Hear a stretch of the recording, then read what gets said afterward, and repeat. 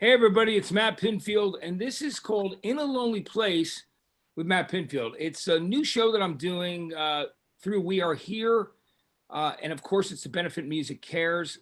Very excited to be doing it. We did a run-through show on Wednesday, and we're up and running now. And it's a great work in progress. But the whole reason for doing it is because so many people. I mean, obviously, so many people are out of work. I mean, I have 4 family members who are recently laid off. So it's been very, very hard in that way.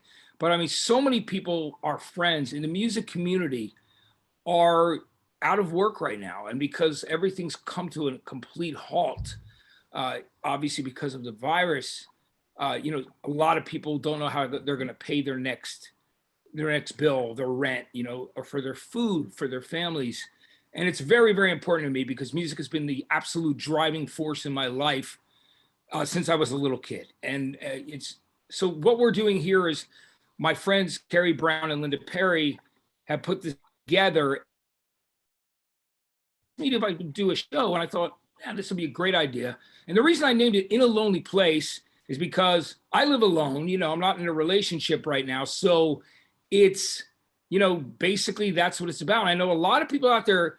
I'm really happy that you're with your families. I'm away from my 2 daughters. They're in different parts of the country.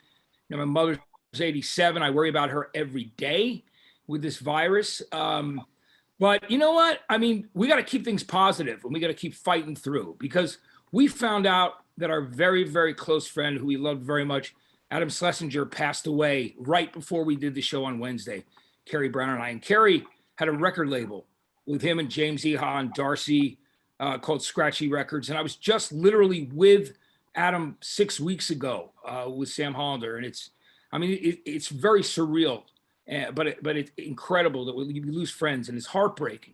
But I mean, we have to band together to try and help each other out. So we've got the Music Cares button that you see there. I know that a lot of you don't know where your next check is coming from or what's coming up for you. But I want to say that if you do have the opportunity to donate, that would be great. And if not, just watch and enjoy because what we're doing in these times is, just trying to show, what music gets us through. It's the most important thing in the world. And I've gotten together with a bunch of my friends and we're going to be doing this show called In a Lonely Place. In a Lonely Place is a song by a band called the Smithereens from back where I'm from in central New Jersey.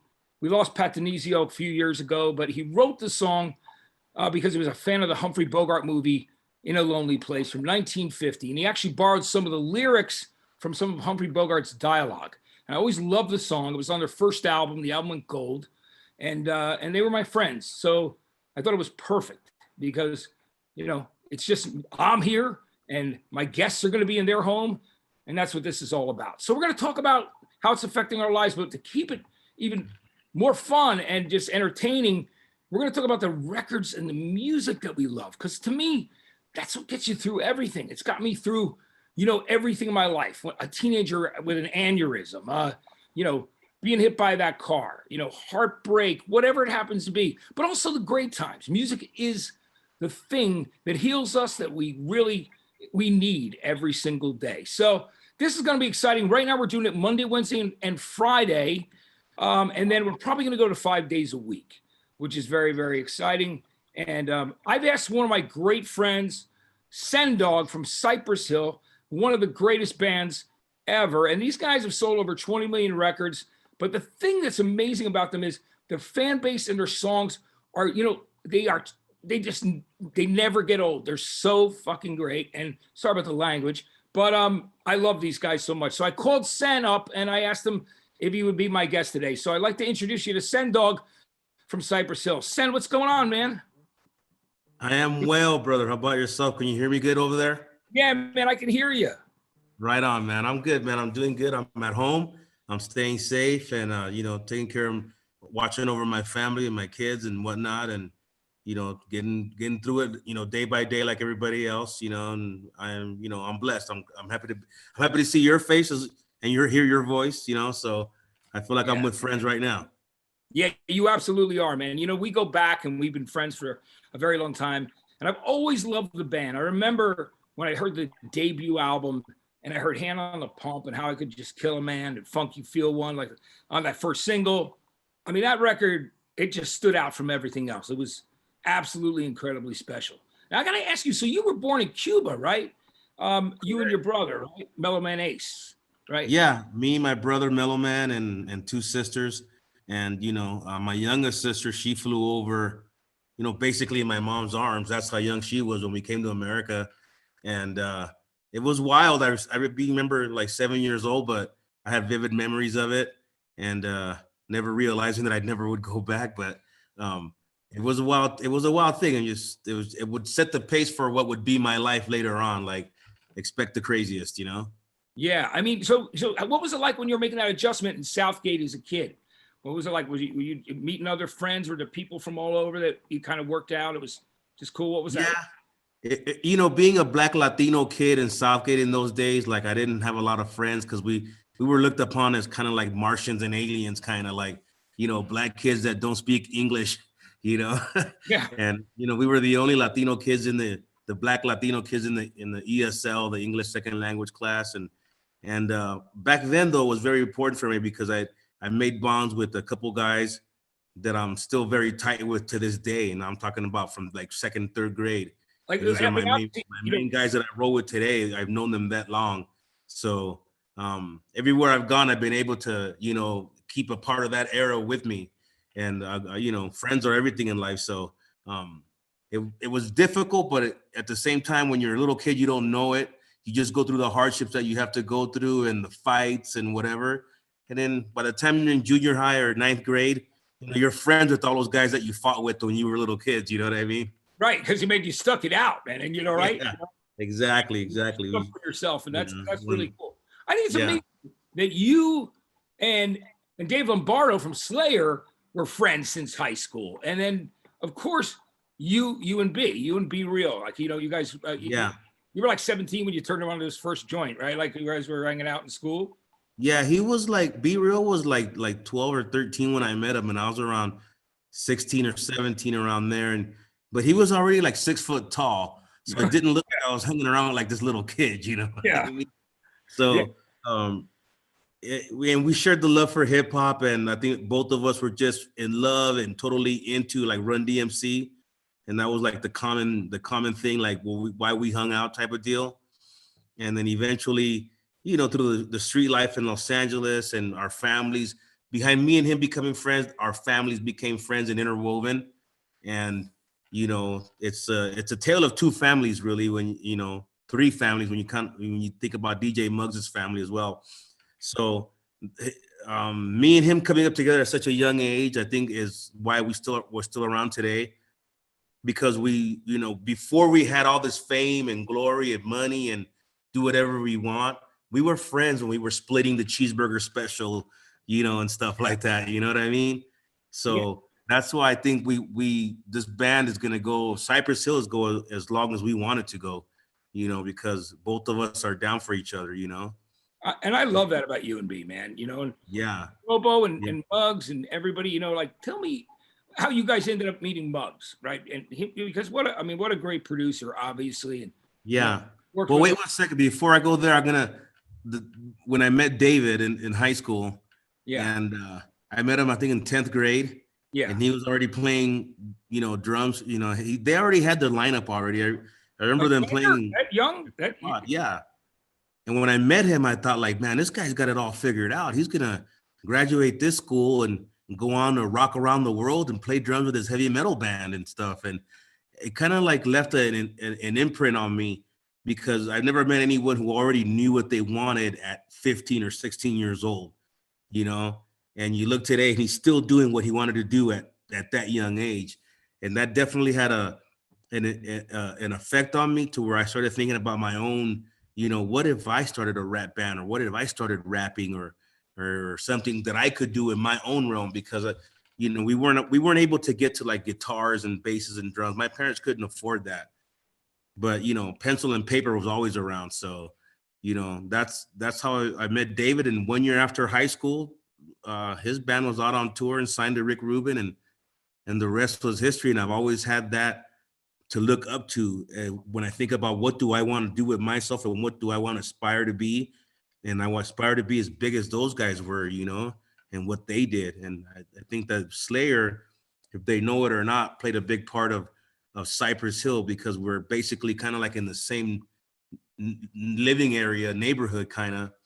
And to see them rise and just keep rising and going, it gave me the impression that anybody that puts their mind to it could do it. And we have them to be our, like, hey, if they can, we can, type of shit, Yeah, that's amazing. So tell me about when you and B met Muggs, and when you knew we're going to do our own thing, we're going to try our own thing. Tell me about when that happened.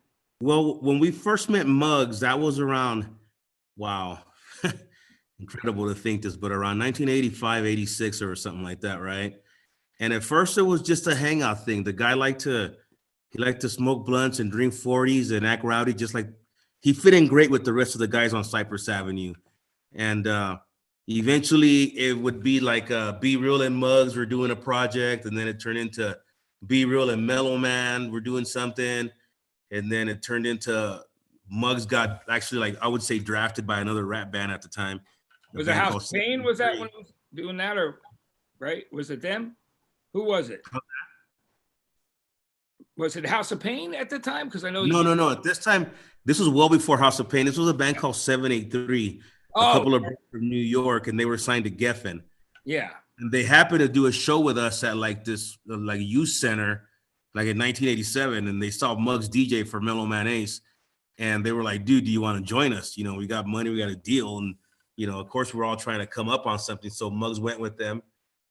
And right around that same time, Mellow Man Ace got spotted by Capitol Records. Delicious Vinyl first, and then Capitol Records. So they kind of took Mellow, and it left me and Be Real on the block around 1988. Kind of like, okay, so what are we gonna do? Like, are we gonna do anything or what? And that's that day right there on that block, as we were spliffing a J, we had the idea for a group that would consist of myself and himself, and we didn't know what we were gonna be about. We didn't have any idea what we were gonna sound like or anything. We just were like, okay, I'm down if you're down, and that was the genesis of it all right there. And we started doing songs that same year in 1988 under the Cypress Hill name, Yeah, well, so the first thing was Funky Feel one, right? And how could you Yes. skill him? The Funky Feel one was a great jam. I think it was like the second or third song that we recorded as a group, but we loved it so much that we refused to believe it as just a demo that we did, And yeah. And so we kind of like, we stood our ground with that song. Along the way, we developed other songs like How I Could Just Kill a Man and Pigs and Hand on the Pump.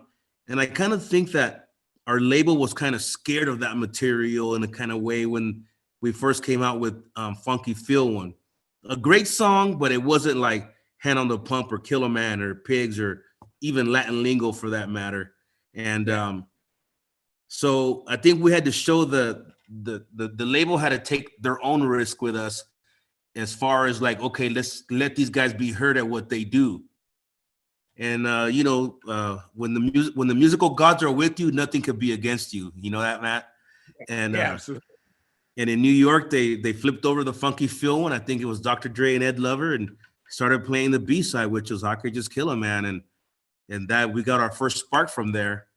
And I just remember being hungry as heck. We were doing the Waffle House, McDonald's 2-3 times a day, and four of us were sharing one motel room, two to a bed. Yeah. And I'm glad that happened to us, that we had to do that, man, because it taught us character, and it taught us humility, and it taught us, patience, most of all, that it's going to be a long road to reach your dreams. And without that hard work ethic, it's hard not to envision Cypress Hill without going through those humble, simple beginnings, Yeah, absolutely. And then, that record was so unbelievably well received, and such a groundbreaking debut album, man. Did it blow you away when you realized how much people were into it and what kind of effect it was having? Yes. It actually did. It blew me away because, first of all, it was our first album ever. And from kids from Southgate to achieve this and be on, signed to East Coast labels, and just to sign those record deals was a big deal to us, Never mind what happens next. We're signed, And and then when we started seeing those, early bits of success, and I remember one day we were in New York, and we were doing like the whole, everybody let's grab a 40-ounce and bail down the street thing, you know what I mean? And I don't know where we were at in Brooklyn or something, and a Mercedes Benz, it was late at night, pulls up on the side of us and it's playing our music. And we looked over and we're like, what?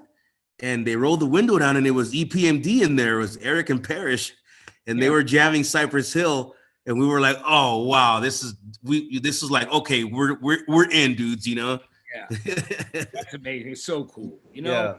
And then I mean, we're going to talk about Black Sunday later too, which is so great. But I mean, it's so interesting the way that, as far as I'm concerned, the way you guys as a hip hop and rap act have also been the first people to really, I mean, besides Run DMC, to incorporate a lot of rock into what you were doing. And I mean, you huge hit with Rock Superstar, and on the flip side, Rap Superstar. I mean, there were so many big things, and even alternative radio back then was playing Insane in the Brain all the time. You know what I mean? Yeah. So there were, I mean, you guys were just completely accepted, and I mean, you're one of those artists that your back catalog, the records that you made, still, I mean, while people were, now of course it's a streaming world, but even like when in boutique, people that are buying vinyl still buy Cypress Hill records, because those records they're timeless. You know what I mean? And I think that it's a pretty amazing thing when you think about it.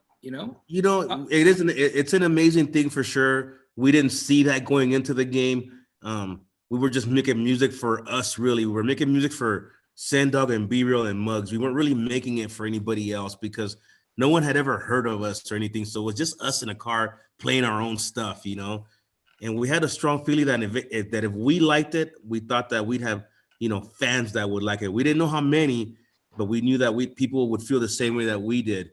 And, we stuck to our guns on our sound. We signed with a label who let us say whatever we wanted.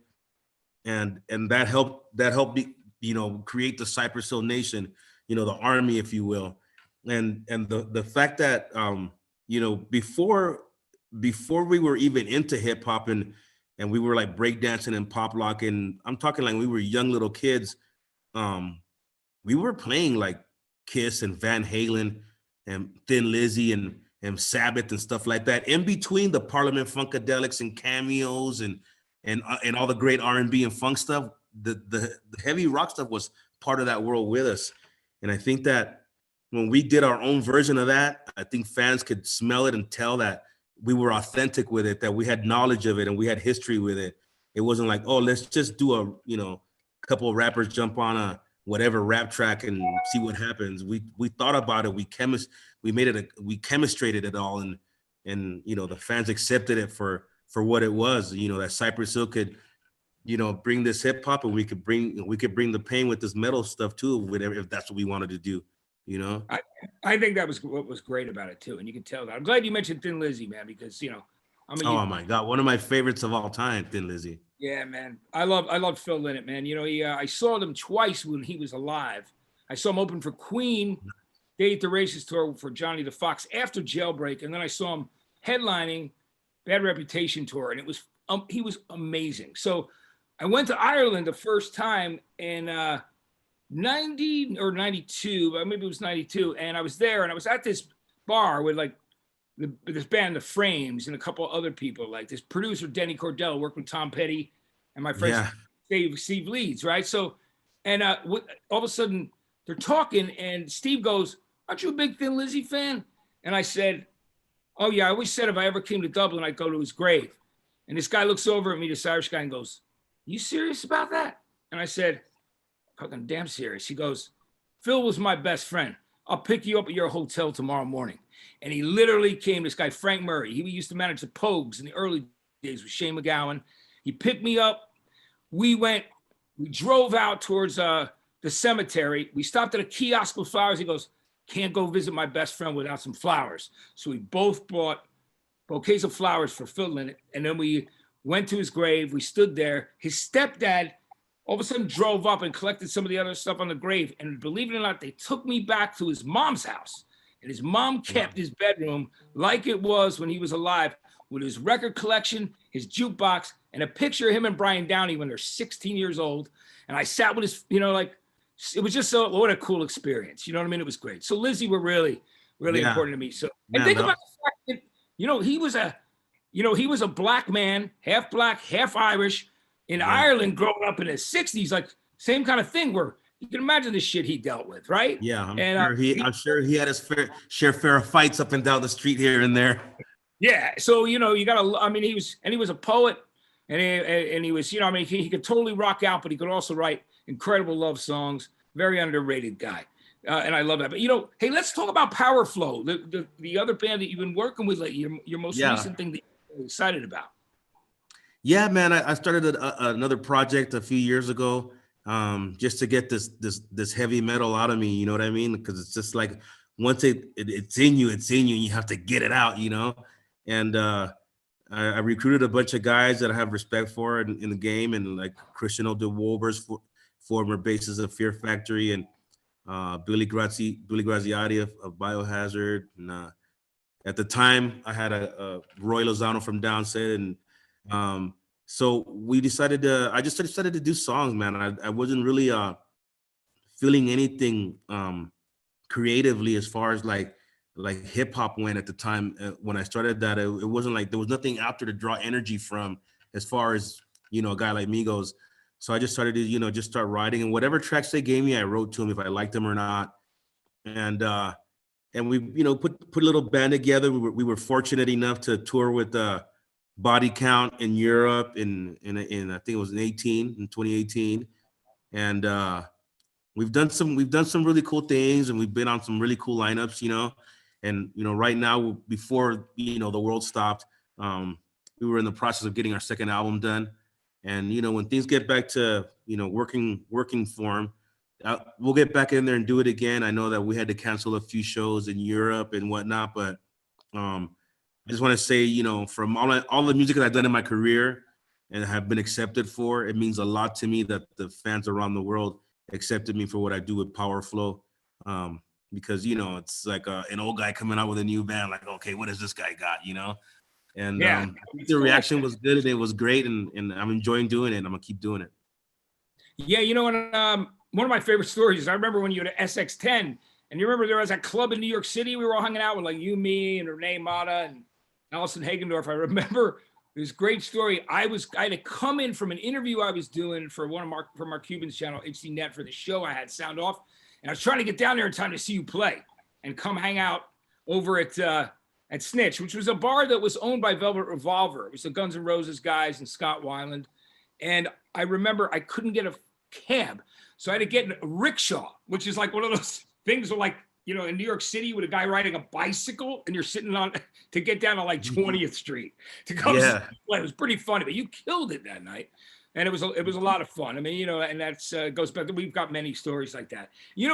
So Sen, I picked, I asked you to pick, 7 of your favorite albums of all time, because, the music is the thing when we're going through these times, besides the people we love, our friends and family, that keeps us going. And those are those things that, matter the most, that have the biggest influence on our lives. So you picked 7 albums. So I want to talk about those 7 records. All right. Okay. So, Carrie, if you could put it up, I wanted to put up Pantera's Vulgar Display of Power, which is, just an incredible album. That record was so groundbreaking. I mean, Cowboys from Hell was great before it, but this record was just, that took Pantera into a stratosphere because it was so incredible and so tough and so powerful. Tell me why you love that record. All right, Sen? Well, it was hard choosing between Cowboys from Hell and that record for me. And I really love Cowboys from Hell, but when I heard, Vulgar Display, and I was like, oh man, this is some other level brutality here and musicality, and the way that Phil Anselmo sings, it sounds like at times like his throat is actually going to explode wide open. I've never heard like a really violent singer like that makes you like with cringe in your seat when you listen to it. And I also think that the guitar genius, the guitar god, Dimebag Darrell, while those two complemented each other so well vocally and guitar wise, that it made you move. You just couldn't listen to Vulgar Display and just sit there and drink a beer. You had to stand up. If Yeah. if you sat there, you're not human. You're not normal. Yeah. You know? Yeah. And I mean, definitely brought up that energy, right? yeah, they brought that energy, and their live show was just like something to behold. And I think when I first heard the Jam Walk, that's what hooked me right then and there. And then from that point on, I just had to go listen and get everything that they did. And I think for a long time there, it was really like them and Slayer that kept the genre going, on a positive level to where we're at now, where the heavy metal genre, the hardcore genre is like highly sought after, and it's in a respectable field and all that stuff.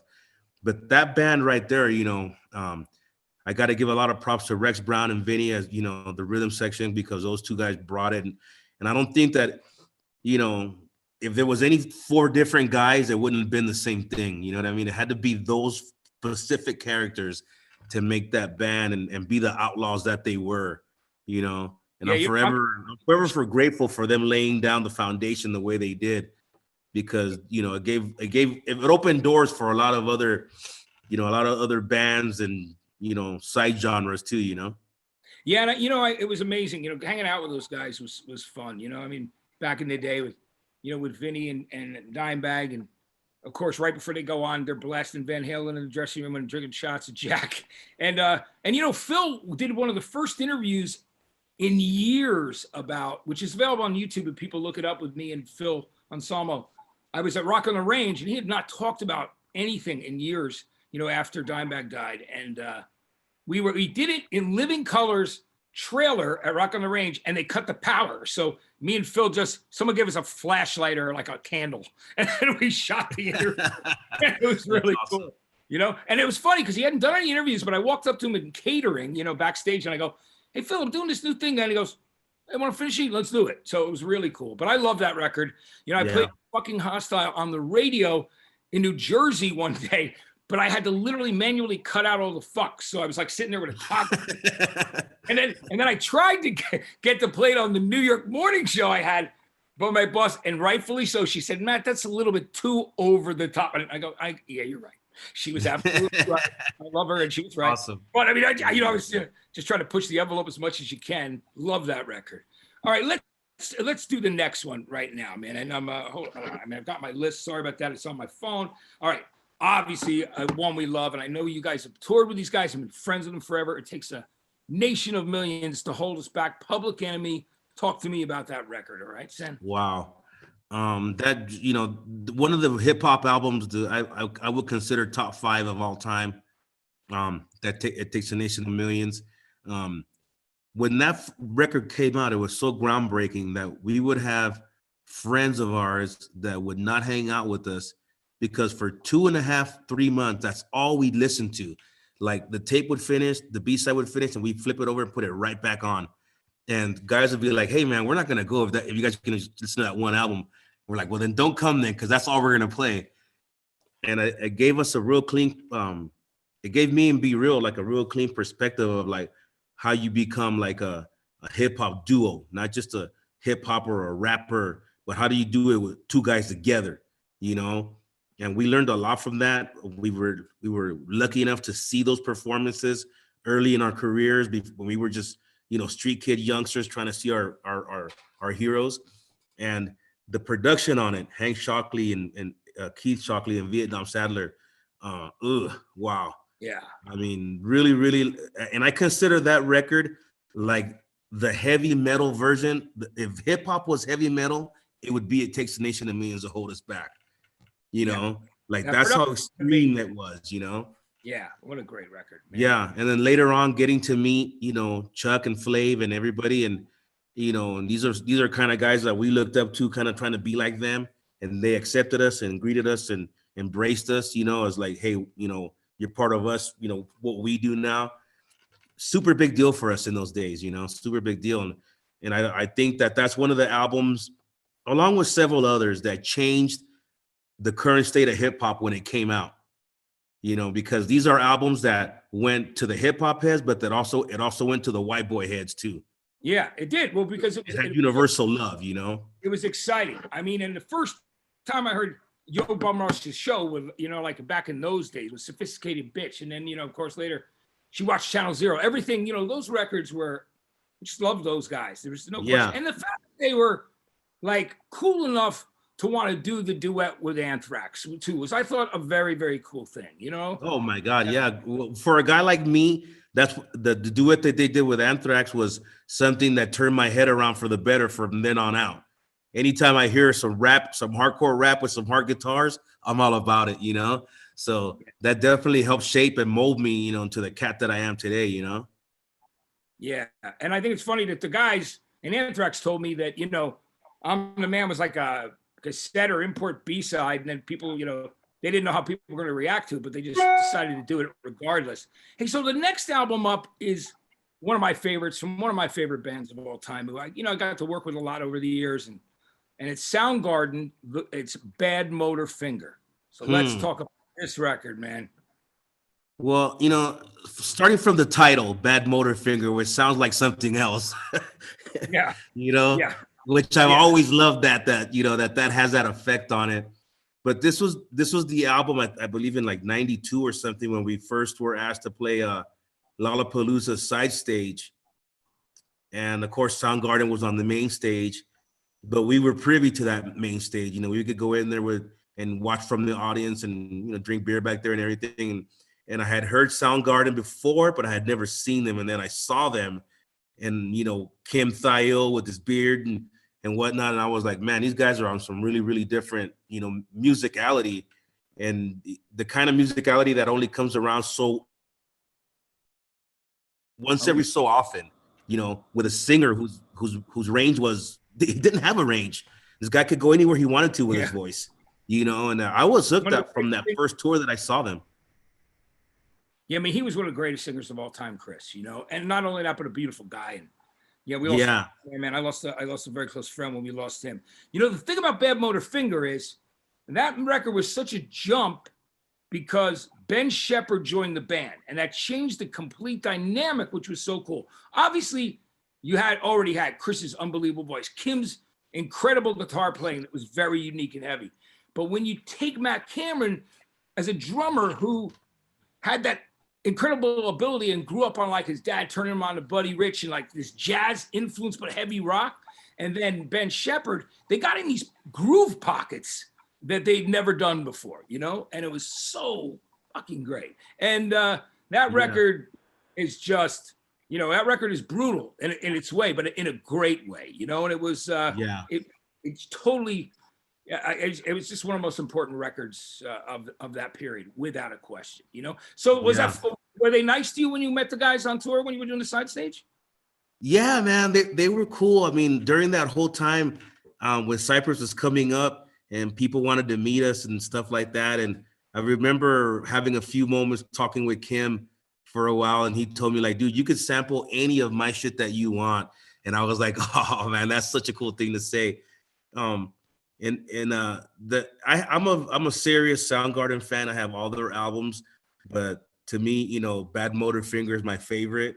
And I think it represents, everything that would come after that album as far as music for those guys, and it's just one of those albums that, I got to listen to that record at least 2 or 3 times a week, actually, just to get straight. You know what I mean? To get straight. Yeah. It's one of those records, man, I love to drive to, and just so powerful. And once again, it's like I said, all the really different, exotic and weird time signature changes, but it was still so heavy and so great. Now, the next album up on your list, then, is, of course, the classic Beastie Boys' License to Ill, the very first Beastie Boys album. Tell me why you love that. Well, the Beasties rearranged the game and changed everything up when they first came out with that License to Ill record. And hip hop would never be the same.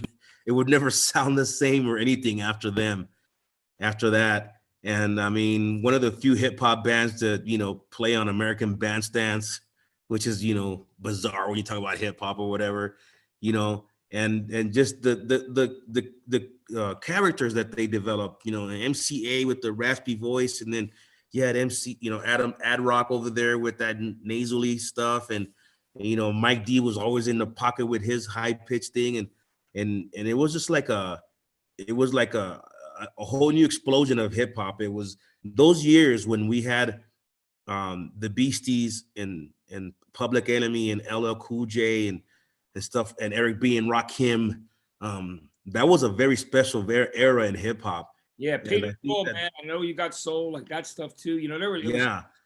But the everything. Beastie Boy record kind of like, to me, like was the best one out of all that stuff, um, because it was just so different. You know, it wasn't, black kids, it was white boys, and they were good and they're badass and their concerts were good, and I immediately became a fan of the Beastie Boys, and to be able to tour with them was like a dream for me, Yeah. when that actually happened.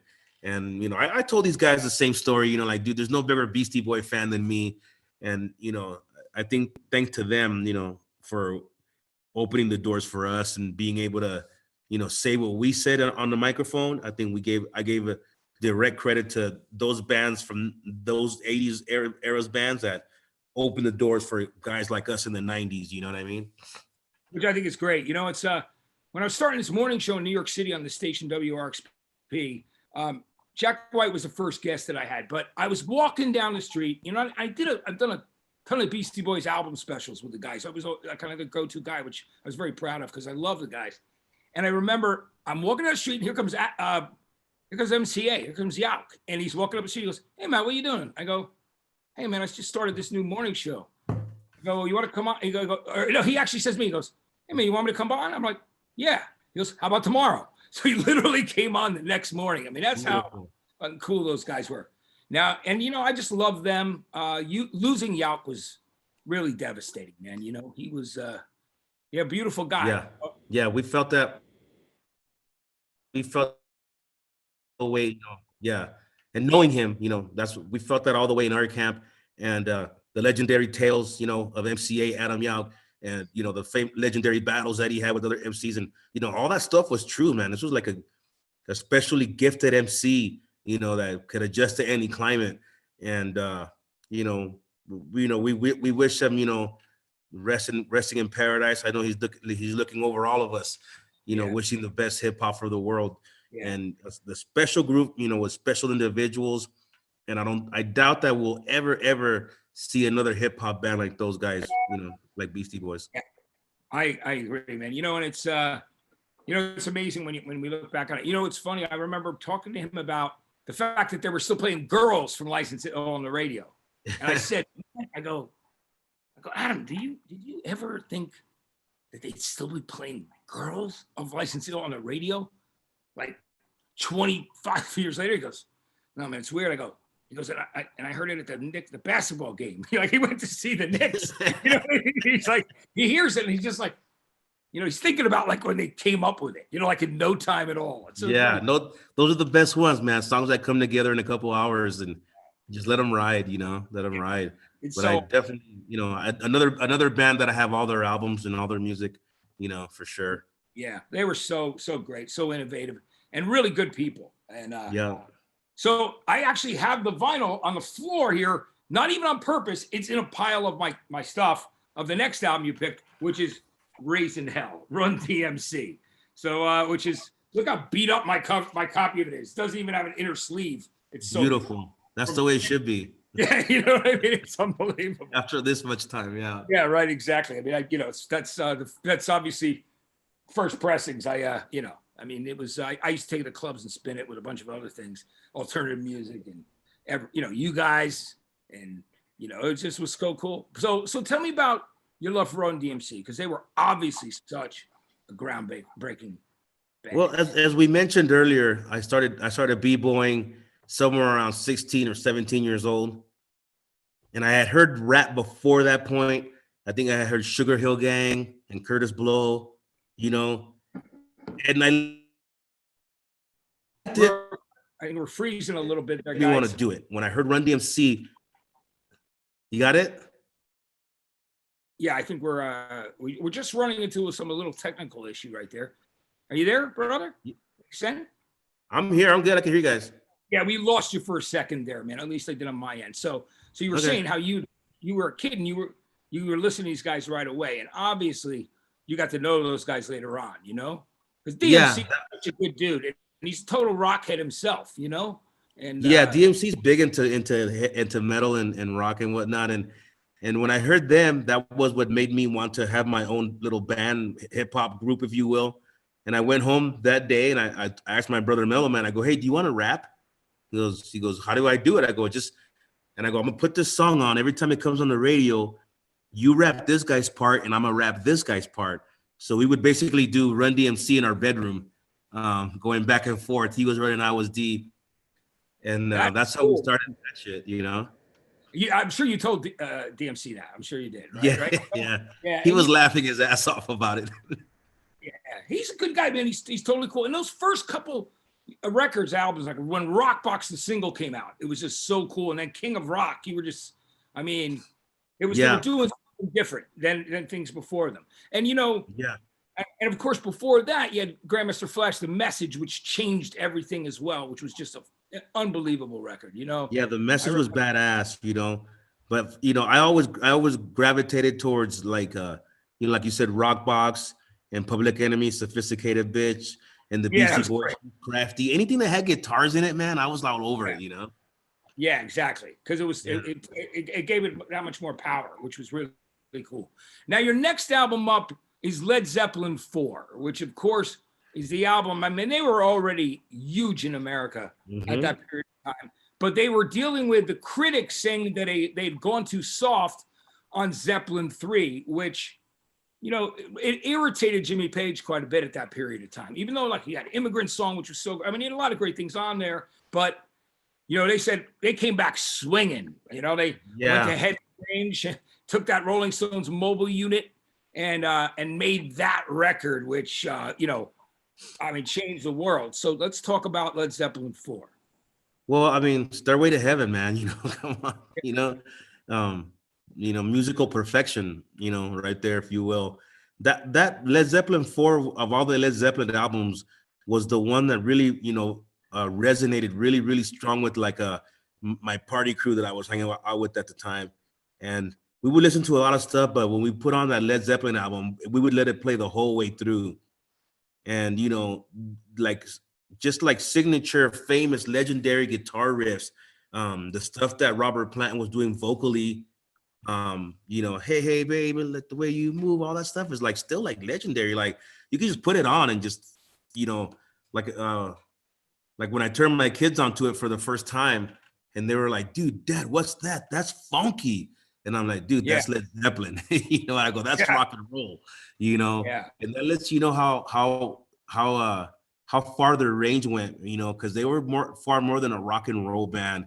They were like a funk band, at times kind of disco-ish, kind of like futuristic, heavy metal, the kind of at the forefront of that. And legendary characters all through the lineup, and I mean, when we think party about and the drink drum. beer, that was that. Those guys are madmen. Isn't it funny how the Hyatt now on Sunset Boulevard here in Los Angeles, they call it the Riot House. I guess the bar there, that was the nickname because of all the crazy shit those guys used to do, taking Yeah, over too far. yeah, man. But yeah, that record's amazing. And speaking of hip hop, I mean, when the levee breaks, the drum sound on that record with John Bonham, that he'd done that in that, like they hung the microphones down from like from upstairs, and that echo was sampled so much, obviously in those early days of hip hop too. Everybody sampled that. That's awesome. You That's know, awesome. I remember the kid that turned me on to Led Zeppelin, like somewhere like around 8th or 9th grade. And he told me, dude, this is the best band with all the best dudes, and they make the best songs. So I was like, okay, let's check it out. And to this day, I'm still a huge Zeppelin fan. And believe it or not, Matt, Cypress Hill has been on the same bill and same contract with Robert Plant before, and which you're not surprised at, but just so fans no, know, we've been there. We've come close to that, touching that legacy and being around it, and to be able to say like, hey, I was there, or years ago later, with when John Paul was doing the Crooked Vultures, is that correct? yeah, the Crooked Vultures, that was amazing. That Yes, was such a great. yes, and I got to see them. I got to see that set live, and I felt even stronger with my Led Zeppelin connection. And Yeah. from all their records, I like that one the most because of the legendary quality and production and the way that they would try to intrigue you and make you change as a listener the way that they changed as a band, you know. Yeah. And I like that when a band challenges you to stay with them as they go through their changes and they grow, you know, musically as well. Yeah, I think that's really important. So we got one more record to talk about, and then I know, I know we got to run, but one of my favorite records is your second album, Black Sunday. So Mm-hmm. let's talk about that record. First of all, Ain't Going Out Like That is just one of my, always been one of my favorite songs. And when I was going through some rough shit, and I'm like, wait a minute, I ain't going out like that. I'm not gonna, you know what I mean? I'm gonna stay strong. I'm gonna fight through this shit, and I'm gonna be okay. So Yeah. and I think that's the same way we're gonna feel about things right now, because this is very, very serious, everything that we're going through, and and the people that we love, and that song is an anthem, Yeah. So let's talk about Yeah. that. That record was, you know, when all of our visions that we had for us at Cypress Hill, it all came true on that album. Like the world got it the way that we put it down, and it was meant to be interpreted and listened to. And we came out and we smashed it. We were number one in the world, and under us was like Janet Jackson and U2 and stuff like that. And we were like bugging, you know. Yeah. And that was you know, when the world got Cypress Hill, and it was a special moment for us. And I think that we took our time making that album, and we had a lot of songs left over, but I think we picked the right songs to make that record the legendary, you know, album that it became, and it still is, you know. And it gave birth to, you know, songs like Insane in the Brain and Ain't Going Out Like That, which are still like hip hop anthems, you know. And They are, and they, it's that timeless thing, man. And you hear them, and you just, I mean, you get that feeling. It was such a great second. yeah, and I think Ain't Going Out Like That, you know, is a good time now to a good song for today and what's going on today, and you know, people, you know, staying positive and staying mentally healthy and you know, physically healthy and all like that. You know, everybody working together. You know, we're all in this together, and I'm staying inside to help you, and you're staying inside to help me, and you know, and all that stuff. And I think, you know, that's a good song for that. You know what I mean? It's a good rally cry and good rally cry song. So, you know, whatever you could draw inspiration from right now and through these tough times that, you know, globally that we're all going through, I think is good. And if you have to feel like, you know, if you have to feel like you have to find something to pull you through it, then, you know, turn those jams on, man, and get that Pantera and Cypress Hill going, and fill your house with music and positive, you know, vibes and energies. And as we go through this and turn this thing around, and we'll see each other on the other side, you know. Absolutely. Well, listen, I'm gonna say how much I appreciate you, Sen, for me calling you up and asking you to do this. It was so much fun to have you on, man. I always love hanging out with you. Always love talking to you. The last show I saw live was in New York City, and it was like you couldn't breathe in there. I mean, it was so many people were going, but insane, as they always have, which is so cool. And I know you have some dates that are rescheduled coming up in August in Oakland, and you have something in Tempe coming up, I think, in Arizona. Yeah, Tempe, Oakland, Vegas, I think LA, and somewhere back east, like in South Carolina or Florida, something like we're gonna reschedule all that stuff, and we're gonna try to make all those dates up to, you know, all the music fans out there. You know, Cypress Hill, we say we're gonna come through, we're gonna come through. So we look forward to seeing everybody in a few months, and everybody stay well and stay healthy, and you know, do your best to do the same for your loved ones, you know. Absolutely. Well, Sen, thank you so much for being on today, man. Really great to have you. Brother Matt, thank you for having me. I appreciate you for reaching out and being in contact with me through these times. And it's good to see your face and hear your voice. And, you know, stay grinning, kid. Yeah, absolutely. I will, Sen. And much love to you and your family, and safety and everything else. And I'll definitely see you soon, without a question. No doubt. The whole thing passes. So that's it. So, hey, listen, everybody, I know we're running a few minutes overtime. It's Matt Pinfield. The show's called In a Lonely Place, and that's because we're all social distancing and in isolation. But it's been great today. Monday's guest will be Jacoby Shaddix from Papa Roach. Next Wednesday, Des Rocks. Songwriter of the Year through Billboard, Sam Hollander, will be on next Friday. And we've got a bunch of great shows coming up. Everybody from Lovely the Band and Unlikely Candidates, Dreamers. Matt Sorum's coming up, you know, from Guns N' Roses, The Cult, and Velvet Revolver. I mean, and then there's so many more. But I mean, these are the things. The great thing is I'm grabbing my friends like Sen, And we're here to just share our love and our passion for music to help out our friends and all the people in the music community that are going through the things that they're going through right now.